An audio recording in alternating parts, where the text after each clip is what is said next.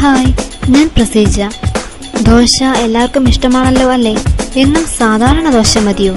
ഒരു മാറ്റത്തിനായി നമുക്ക് മുട്ട കൊണ്ട് ഒരു ദോശ ഉണ്ടാക്കി നോക്കിയാലോ? ഞാൻ നിങ്ങൾക്ക് പരിചയപ്പെടുത്തുന്നത് മുട്ട ദോശയാണ്. ഇതിനു വേണ്ടത് എന്തൊക്കെയാണെന്ന് നോക്കാം. ആദ്യം സാധാരണ ദോശയുടെ മാവ് 1 കപ്പ്, മുട്ട 2 എണ്ണം, സവാള പൊടിയായി മുറിച്ചത് 1 എണ്ണം, പച്ചമുളക് പൊടിയായി അരിഞ്ഞത് 1 എണ്ണം, നെയ്യ് 2 ടേബിൾ സ്പൂൺ, ഉപ്പ് പാകത്തിന്. ഇനി പാചകം ചെയ്യുന്ന വിധം അറിയണ്ടേ?